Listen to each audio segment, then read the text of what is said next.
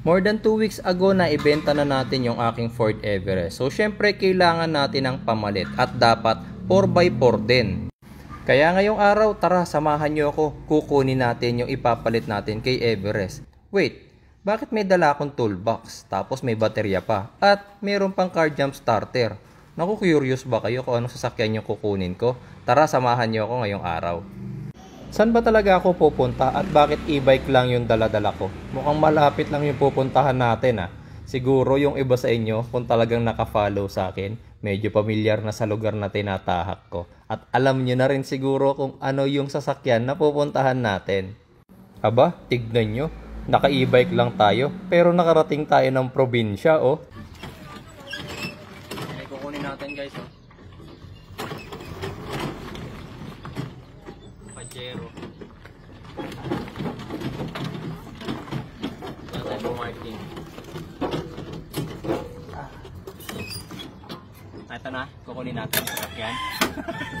Bagong-bago no? Kaya tayo may dalang battery tsaka toolbox. Taon na naman nakatenga yan eh. Sinakasikaso. Busy ang peg. Tara na. Ayun yung jump starter.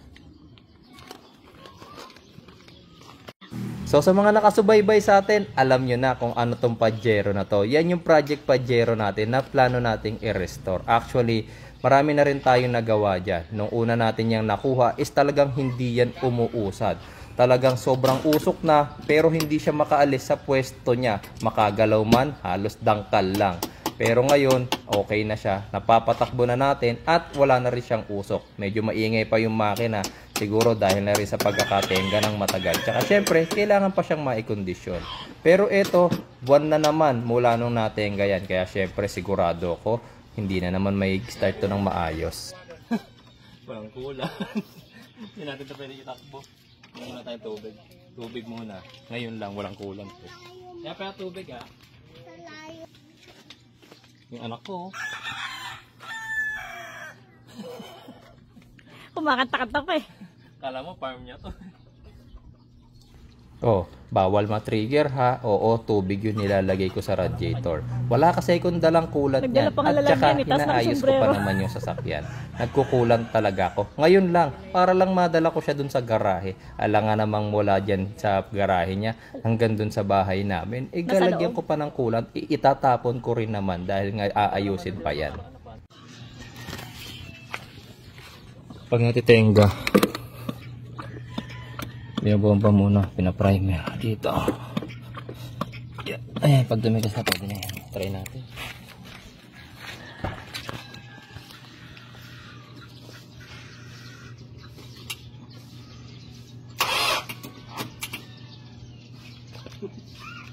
Hindi na kaya. Bagong charge yan ah. Kailangan ng help. 3SM kasi dapat yan. 2SM lang dala natin battery. Wala akong 3SM eh. Try ka natin tumingin mamaya kung magkano 3SM. Dito kasi maliit yung battery. 2SM. Bigyan natin ng support. Bigyan natin ng moral support galing sa aking car jump starter. Car jump starter ko guys, wala dito nito. Ibang bansa lang nabibili. Capacitor. Tatama yung capacitor natin. Car jump starter. Yan. Lahat kasi na nabibentang car jump starter dito, lithium battery type. Akin hindi. Car jump starter. Super capacitor. Alam niyo ba car jump starter ko lang kung magkano? Kasama shipping, mga nasa 14K. Car jump starter, sabihin ng iba bumili ka na ng 2 baterya pa. May point. Wala lang, gusto ko yung car jump starter eh, bakit? Mga 14K noon ah.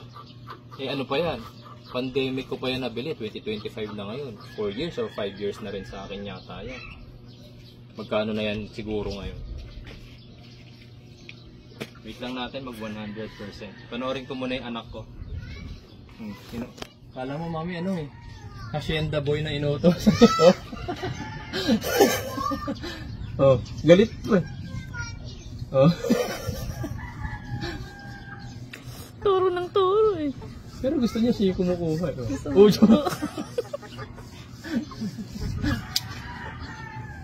Hacienda boy, oh. Nakasombrero pa yan. Laki ng lupa ni Ninang, no? Sana all may ganito kalaking lupa, oh. Dito sa Maynila. Magkano kaya to?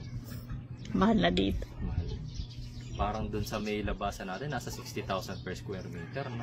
Ito medyo looban, pero hindi naman nagkakalayo. Baka ito mga 40, 50, no?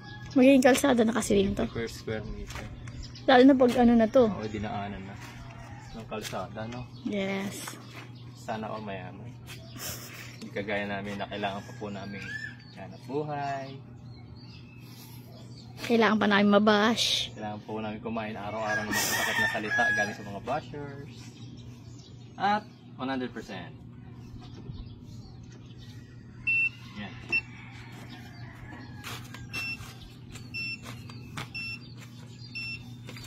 Bomba ulit.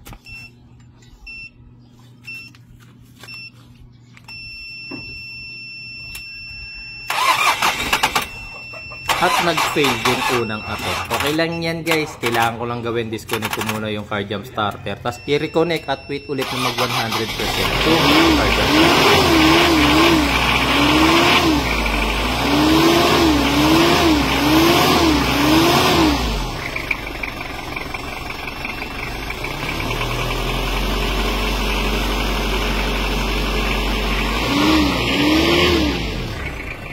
Kung nasusubaybayan nyo itong Project Pajero na to, nung una ko yan nakuha mga bossing, talagang ayaw niyang umusad, tapos grabe yung magpusok.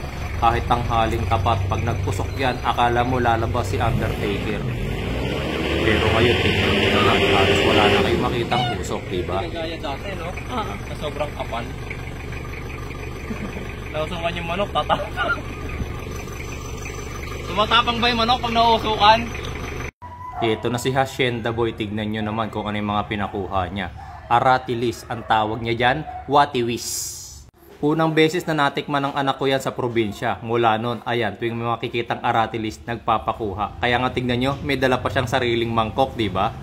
Dahil may leak nga rin pala yung power steering fluid nito, ayan, wala na namang laman dun sa reservoir, kaya kailangan ko tong lagyan. Isa rin yan sa kailangan kong ayusin. Mukhang sira na yung kanyang hydraulic hose, kaya kailangan kong papalitan. After kong masigurado na ready na tong tumakbo, ayan, at ibabiyahe ko na. Medyo malapit lang naman mula dyan sa pinagparkingan hanggang dun sa bahay namin. Siguro mga 1 kilometer din, ayan. So sana wag ako mamatayan ng makina, no, kasi talagang hindi swak yung battery niyan. 2 SM lang kasi, tapos talagang palitin na rin yung battery. Ilang taon na yan. Battery pa kasi yan nung owner type jeep ko. Ayan oh, talagang wala na siyang kausok-usok. Malaking malaki na yung pagkakaiba niya mula nung nakuha ko tong Pajero na to. Dati, hindi na nga makausad. Sobrang tindi pa ng usok.